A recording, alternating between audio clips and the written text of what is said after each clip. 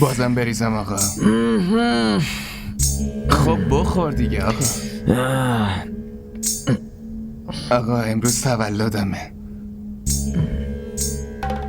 انقدر بیمرامی که یه شیرنی هم ندادی. دیگه برای شلوغکاری از ما گذشته. بذار بریزم سر حالی. خیلی خوب، پس بریز یکم لذت ببری. بفرما آقا. به به، به این میگن قهرمان واقعی.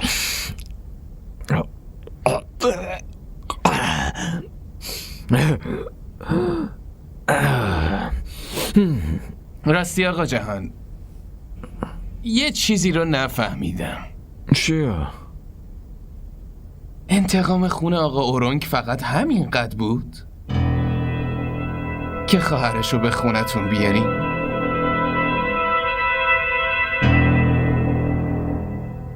منظور چیه پسر؟ منظورم اینه که باهاش عقد کردین.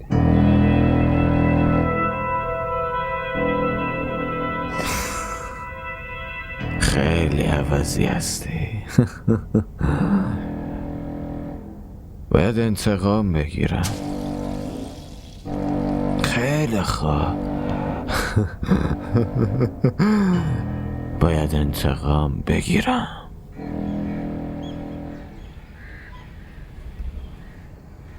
آسیه. بله آبجی سکینه. بیا بگیرش.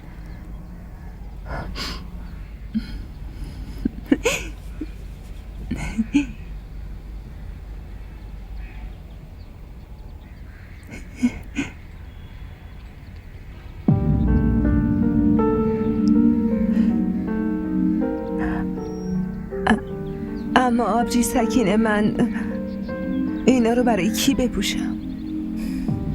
این حرفو من بزنم به من میاد. تو نباید این حرفو بگی. زندگی من و شما خیلی با هم فرق ندارن آبجی سکینه. اینجوری نگو. آقا جهان هر جور که هست سایه بالا سرته، زنده است. گاهی وقتا که چشش بهت میخوره تو باید همیشه آراسته باشی. حداقل دل خودتو خوش کن. آفرین.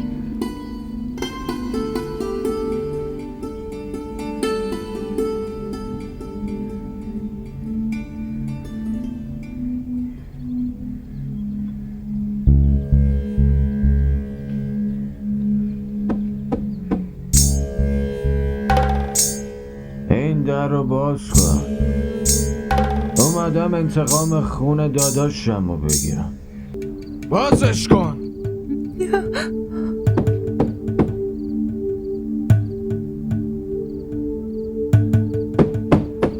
شاسی، دارم بهت میگم این در رو بازش شاسی. کن. چی شده زن داداش؟ خیر باشه. آقا جهان مسته، به اون دختر آسیبی نرسونه. به کی؟ شما چی دارین میگین؟ از آسیه حرف میزنم. بازش کن. چی شده داداش؟ باید باهاش حرف بزنم. چه حرفی میخواین بزنین؟ داداش این چطور جرأت کرده که اورونگ ما رو بکشه آخه؟ درو بازش کن. یالا شما- باز کن. شما یه کاری بکنین بریم توی اتاق، من باهاش حرف تو بزنم. با این حرف میزنی؟ اون با من عهد کرده، فهمیدی؟ درست میگین، شما درست میگین. برین اتاقتون، من میارمش پیشتون. باشه؟ بله این درسته. زود بیارش پیشم. باشه داداش، برو. اینو با خودت نیاری. ماشینو کنار زمینای مبشر متوقف کرده بود و نمیدونم اونجا چی کار میکرد. میدونی من بهش هیچ چی نگفتم. ازم بپرس چرا؟ چرا داداش؟ به خاطر اینکه هر وقت به این احمق میگم میزنه زیر گریه و اعصاب منو خورد میکنه. لعنت، نمیدونم باید چیکار کنم. ولی اینم باید بدونی که من بهت شک ندارم، چون من از اون مردا نیستم که الکی بزنم تهمت بزنم. فهمیدی؟ ازش بپرس، یالا ازش بپرس. ازش بپرس که چرا ماشین رو کنار زمینای مبشر پارک کرده بود. من ازش میپرسم داداش. شما برین اتاقتون لطفا. برین. اول باید به حساب این برسم. میفهمی؟ درو باز کن، بازش کن، باز کن. بهتون گفتم بیارمش. داداش جان، برگرد توی اتاقت، خودم میارمش. میاری مگه نه؟ آره آره. خیلی خوب، میرم. تو خودت اینو بیارش. صداش میزنم. ماشینو چرا اونجا پارک کردی بی غیرت؟ صداش بزن دیگه.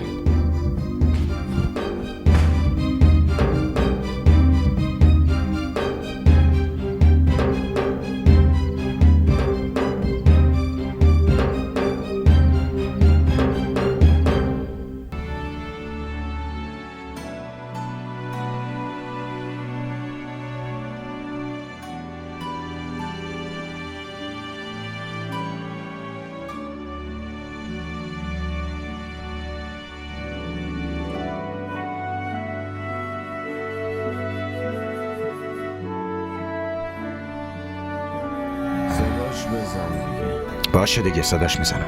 من باید از اون انتقام بگیرم. شما فعلا بخوابین، فردا ازش انتقام بگیرین. نه خیر، داداشا اون اورنگ ما رو کشته. از اون دختر باید انتقام بگیرم. برو اونو صداش بزن، بیارش. اونو بیار اینجا، باید انتقام بگیرم.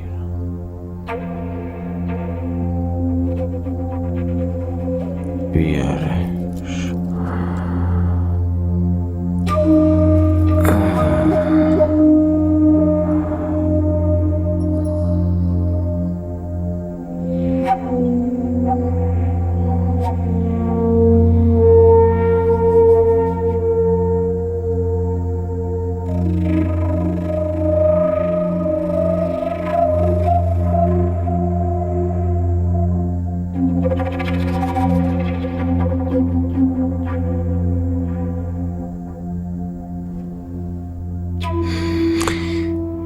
اگه اینو خودت درست کردی خودت بهم بده.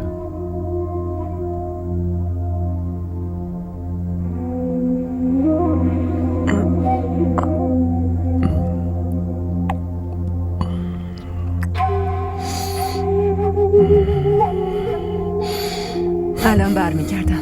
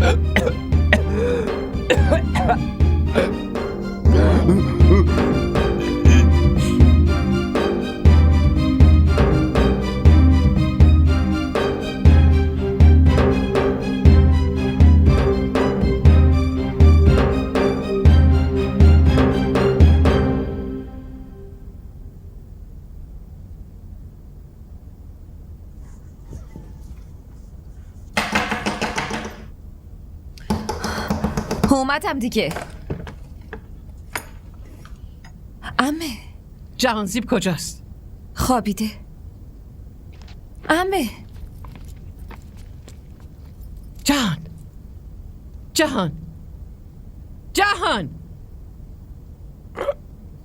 جانم بیبی. بخواب پسرم، بخواب.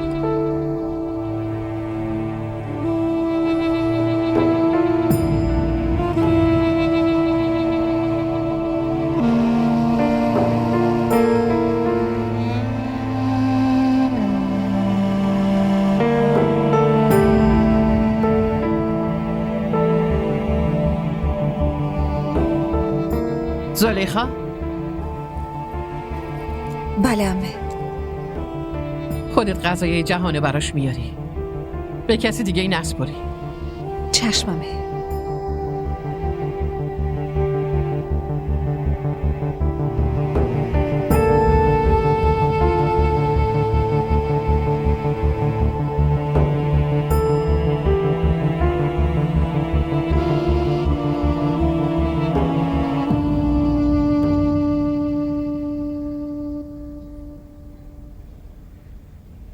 به این چه نیازی بود زن داداش؟ منم برادرتون. فکر کن این پول پاداشه برای تو، خرجش کن. یه زن داداش که انقدر رو میتونه به برادر شوهرش پول بده. مخلصتونم زن داداش. از این به بعد خیلی کارت دارم، فقط امر کنین زن داداش. ولی حواست به یه چیزی باشه. نبینم به هم خیانت کنی. خواهرت مهتاب خیلی وقت نیست که ازدواج کرده. بچه هاشم خیلی کوچیکن و شوهرشم توی زمینه داداشم کار میکنه. بچه هاشو یتیم نکن. نگران نباشین زن داداش. زبونم قطع بشه اگه بهتون خیانت کنم. به سلامت.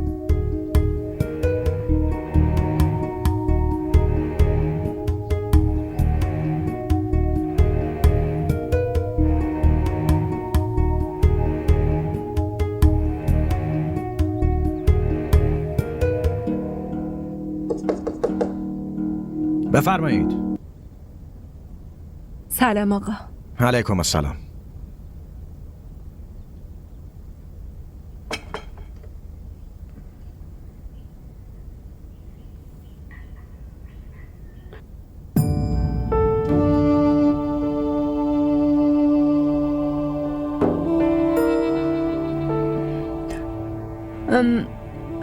آقا اومده بودم ازتون تشکر کنم. تشکر؟ واسه چی؟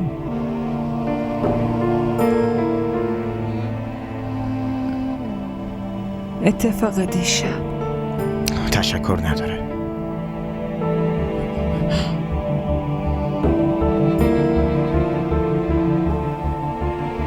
میتونم برم؟ میتونی بری.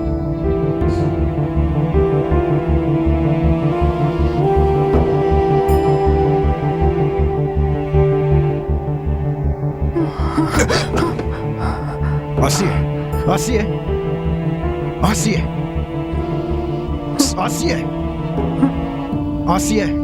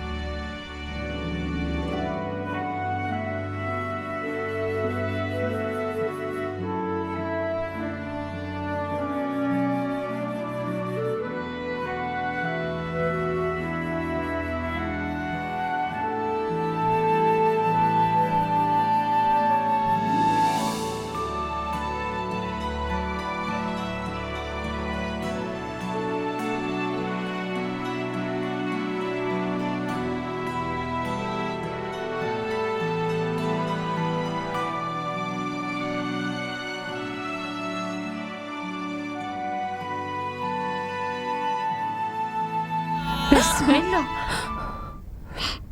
تو چت شده دختر؟ چی کار میکنی؟ هیچی. بدو. بیبی داره صدا میزنه.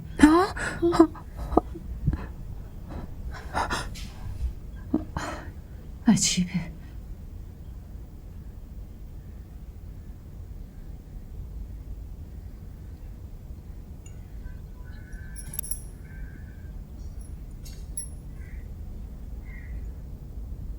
بالاخره بیدار شدی عزیزم.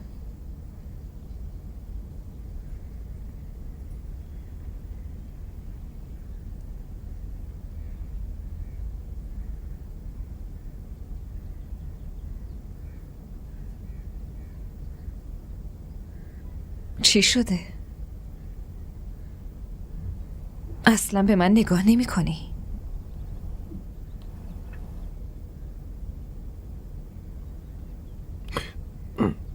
دارم میبینم. دیگه چطوری ببینم؟ دیشب تولد سلیم بود فکر کنم. خیلی نوشیدم. تو که ناراحت نشدی؟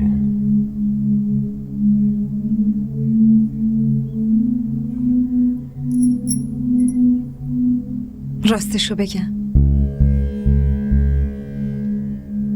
من از اون حالتی که داشتی خیلی خوشم اومد.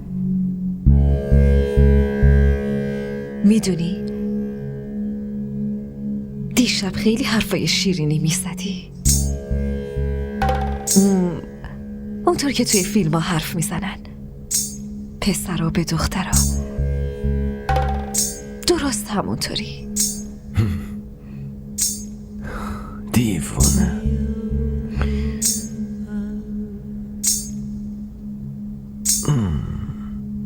ماساژ بده. همینطوری.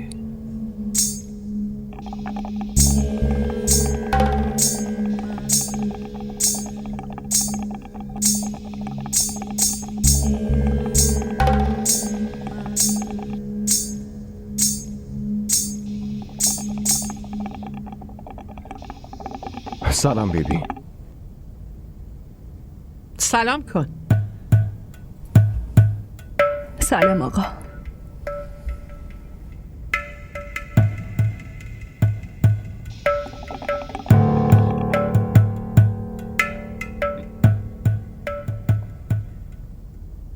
بیا بشین.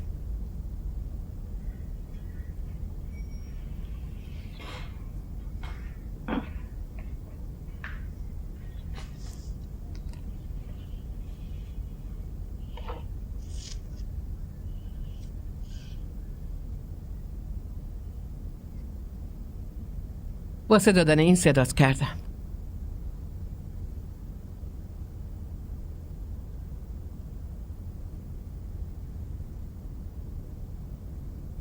مال اورنگه. تا دیروز با خودم فکر میکردم که اورنگ دیوونه شده بوده، اما تو مثل اون نیستی. اما دیشب با اون حالتی که داشتی تکون خوردم. تو خیلی ساده ای، هیچ کی برات دوست نمیشه و برای ما هم که اصلاً پیدا نمیشه. از وقتی اورنگ مرده مردم دیگه از ما به هیچ وجه نمیترسن. اون روزی که ابهت و جذبمون تموم بشه، دونه دونه افراد این منطقه دیگه بر علیه ما میشن. این خیلی تصمیم سختی برام بود پسرم. میفهمی مگه نه؟ میفهمم بیبی. دیگه کم بوده داداش اورنگو حس نمی کنی. آفرین پسرم، آفرین. سلام بیبی.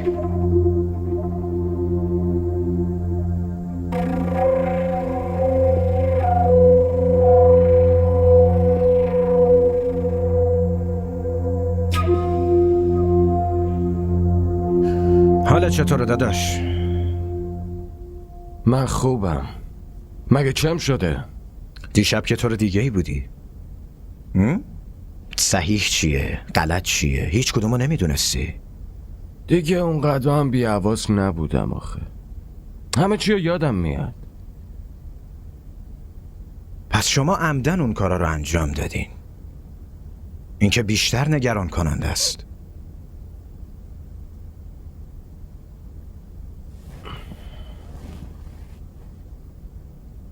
نگرانی هست یا اعتراض؟ ها؟ شما فکر کنین اعتراضه؟ چرا؟ مگه تو توی شهر نمی نوشی؟ اونجا که آزادی هم بیشتره ها؟ همه چی دست خود آدمه. محیط تأثیر نداره. آدم خودش تغییر رو انتخاب میکنه و من همچین انتخابی ندارم. برای من بزرگی نکن. داداش کوچیکه هستی. داداش کوچیکه هم بمون.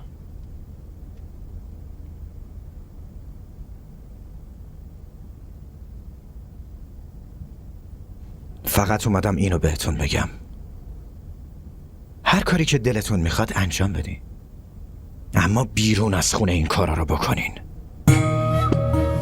همه این منطقه مال ماست، اما این رفتارا، اونم تو این خونه، اینجا زن هست.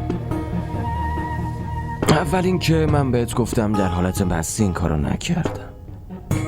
من میدونستم که چه کاری رو باید انجام بدم یا چه کاری رو انجام ندم عزیز من. و اینو هم میدونم که این کارا رو به گفته کی داری انجام میدی تو. میفهمی؟ هرچی میخواست بشه شد دیگه. فقط به این حواستون باشه که دیگه تکرار نشه. وگرنه میدونم بزرگی، واسه همین دوست ندارم که زیادی بهت نصیحت بکنم. حرفمو گوش کن. کوچیکمون هستی، از من کوچیکتری، پس در جایگاه خودت بمون عزیز من. این چیزا مسئولیت بیبیه.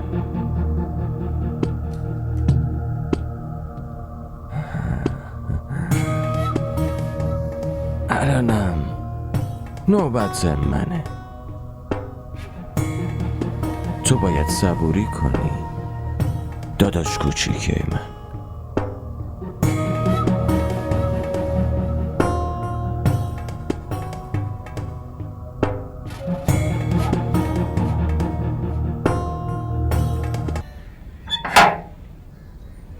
سلام علیکم.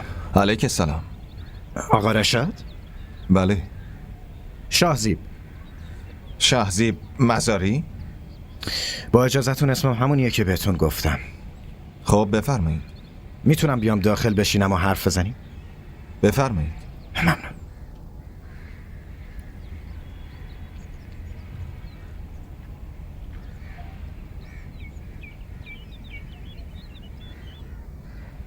بفرمایید بشین. ممنونم. خب امرتون آقا شهزیب. من چه خدمتی میتونم بکنم؟ خدمت که نه، اما حتما میتونیم با هم همکاری کنیم. نمیفهمم. من میخوام بخشی از خونتون رو اجاره کنم و اینجا یه مدرسه باز بکنم. شما کمکم میکنی؟ کس دیگه ای بود حتما کمک میکردم، اما توصیه من به شما اینه شما اول خانوادتون رو برای این کار راضی کنین. این ممکن نیست. اگه اونا راضی نباشن پس منم نمیتونم کمک کنم. راجبتون خیلی شنیده بودم که آدم شجاعی هستین و امروز دیدم. سلام علیکم. و علیکم السلام. بفرمایید. ممنونم. اینجا بذار. میدونی که همه آدمای این روستا حاضرن برای خانواده من جونشون رو بدن، اما مخالفت امروزتون رو انقدر دوست داشتم که نمیتونم توصیفش کنم. آقا شهزیب، شما تو شهر درس خوندین و اومدین، واسه همین با مهربونی حرف میزنین. مطمئنم اگه فرد دیگه ای از خانوادتون بود نمیدونم با هم چی کار میکرد. و شما با وجود زندگی در این روستا درس خوندین و بچه هاتون هم همه تحصیل کردن. یعنی شما نمیخواین بقیه بچه ها این روستا هم مثل شما تحصیل کنن؟ من به خاطر مخالفت به خانواده شما همه این روستا را مخالف خودم کردم. شما نمیدونین آقا شهزیب که تنهایی زندگی کردن چقدر سخته. راستشو بپرسین من حس میکنم با باسواد کردن بچه هم اشتباه بزرگی کردم. به خاطر همین تحصیل کردنشون دخترام هیچ وقت نمیتونن ازدواج کنن. میخوام همین طرز فکر رو تغییر بدم. این کار اینقدر آسون نیست آقا شخصی. یه رشاد نجات پیدا کرد، اما معنیش این نیست که رشادهای بعدی میتونه نجات پیدا کنه. من بیشتر از تحصیل بچه ها به زندگیشون اهمیت میدم. و آقا رشاد، من به آیندهشون اهمیت میدم. به هر حال من میرم. خیلی ممنونم که وقت گذاشتین.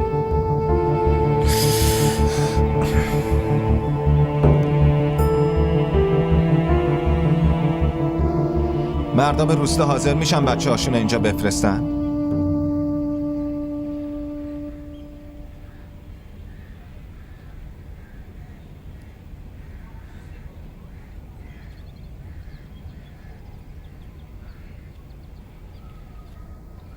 آسیه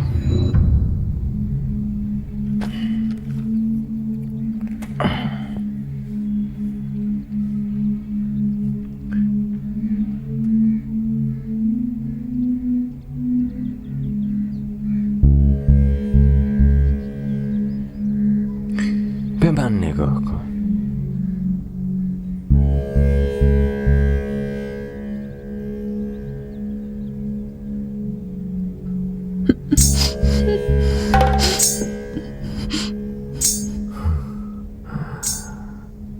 همیشه همینطوری بمون.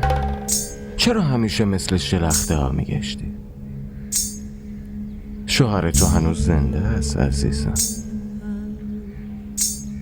میفهمی چی دارم میگم به؟ شوهر تو هنوز زنده است.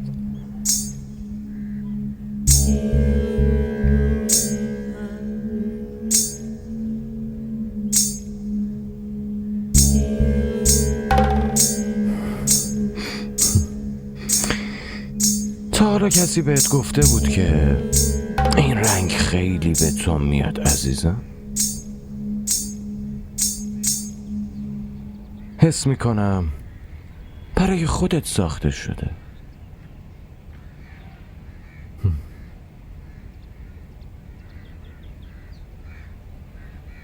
بیبی صدا میزنه، من برم. برو. اما وقتی صدات میزنم بیا پیش خودم. من از انتظار اصلا خوشم نمیاد. فهمیدی؟ خیلی فهمیده ای تو.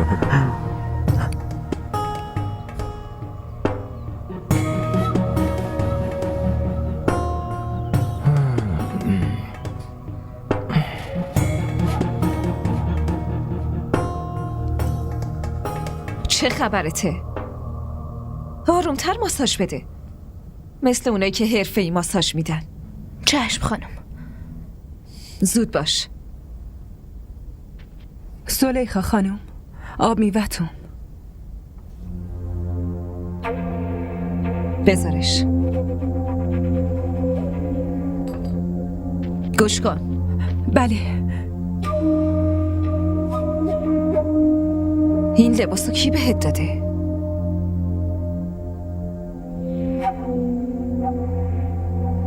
اینو اگه دروغ بگی زبونتو از جا در میارم.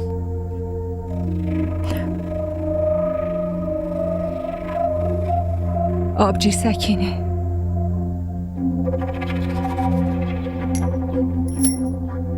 دیگه چی بهت داد؟ دیگه هیچی.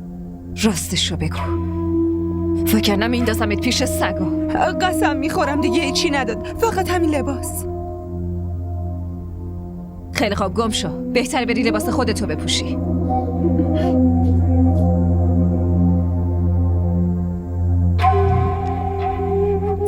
چرا من از این خبر نداشتم؟ من نمیدونستم خانم. مگه از فضولیات فرصتی هم پیدا میکنی که بدونی؟ قسم میخورم خانم، بعد از اون روز دیگه ندیدمش. سکینه به آسیه لباس هدیه داده. این چیز کوچیکی نیست. دقیقاً. این کار بیوه مقتول با خواهر قاتل خوب جور شده. این موضوع کوچیکی نیست.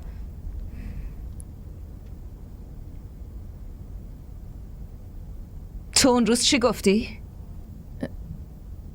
سکینه اتاق شاهزیب رفته بود؟ بله خانم.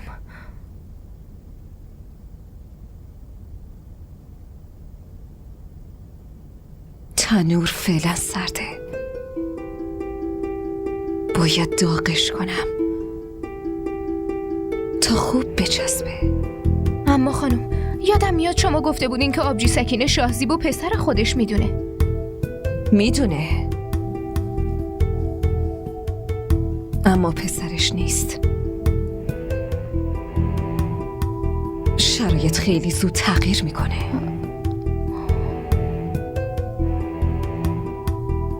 آخه اون چطور جرأت کرد که با وجود من با خواهر مبشر همدردی کنه؟ یالا پاشا، با من بیا تا بریم پیش عمه. چرا؟ باید بهش گوشمالی بدم. گوش کن، نبینم یک کلمه از دهن کوفتیت بی خود بیرون بیاد. هرچی من گفتم فقط سرتو تکون بده. باشه، چشم خانم.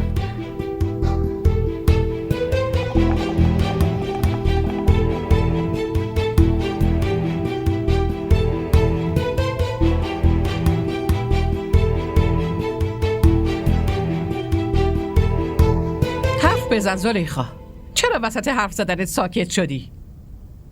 آخه این حرف یه جوریه که برای گفتنش خجالت میکشم. این چه حرفیه که تو برای گفتنش خجالت میکشی؟ عمه، من اونقدرام بی حیا نیستم. باشه، حرف بزن، حرفو نپیچون.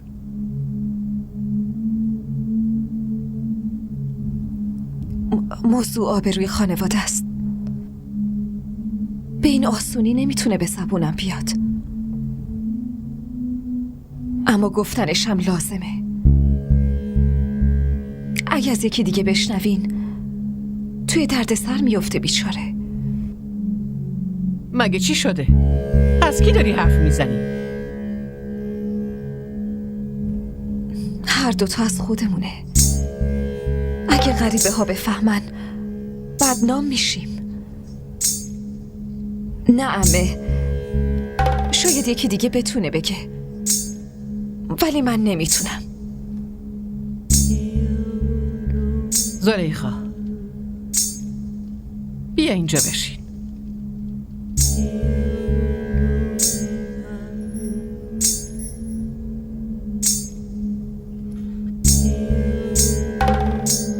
حالا اگه حرف نزنی پس فکر میکنم که داشتی تهمت میزدی.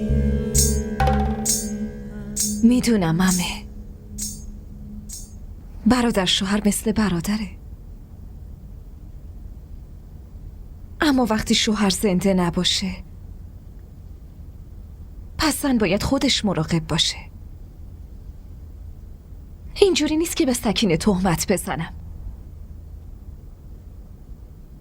اما زن توی تاریکی شب حتی که برای گرفتن تسبیح هم به اتاق نامحرم بره، مردم حرف در میارن، مگه نه عمه؟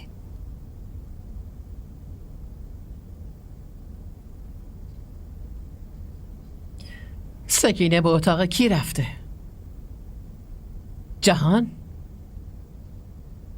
شاهزیب.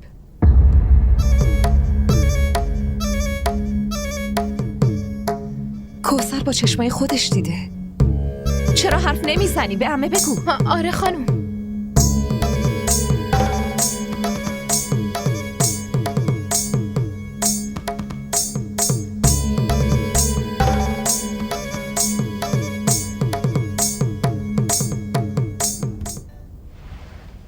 این انتظارم خیلی مزخرف صادق.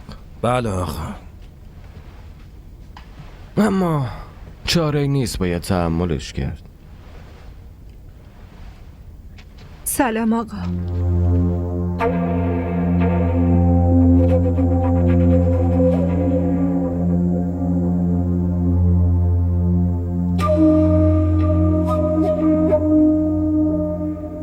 بشین.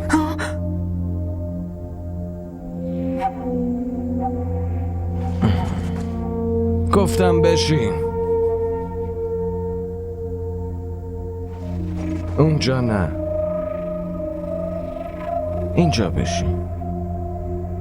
گفتم اینجا بشین.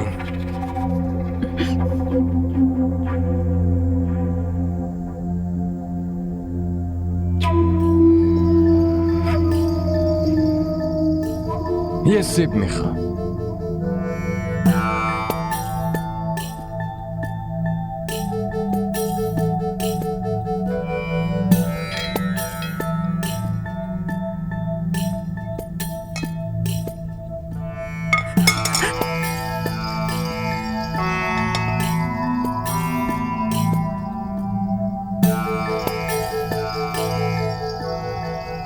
اینجوری نه، اینجوری قاچ کن. اینجوری نگاه کن. اینطوری قاچ کن. اینطوری.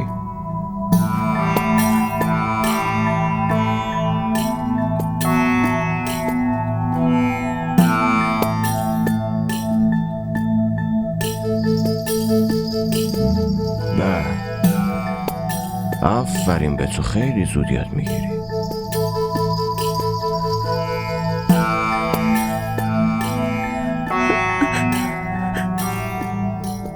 ساده به نظر میرسه، اما دختر فهمیده.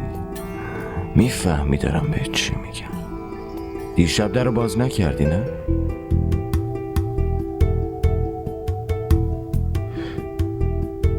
ازت پرسیدم که دیشب در رو باز نکردی؟ ها؟ خیلی ترسیده بودم. ترسیدی؟ آخه چرا؟ تو با من عهد کردی، میدونی که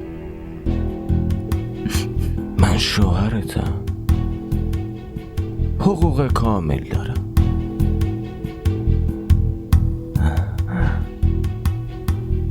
نباید با هم اینطوری باشی آخه.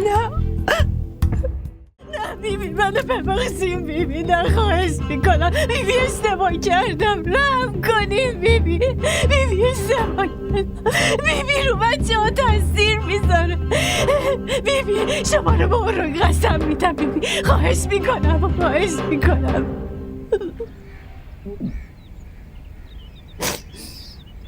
زلیخا، هرچی شما بگینمه.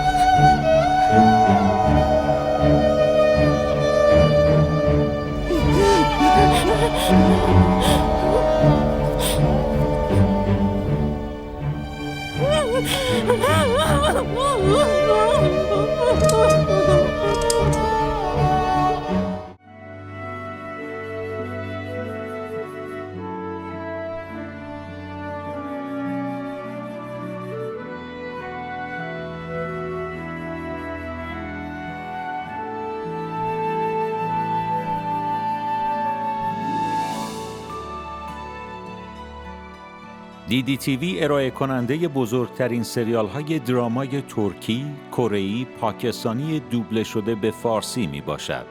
لطفاً سابسکرایب کنید و عضوی از خانواده ما شوید.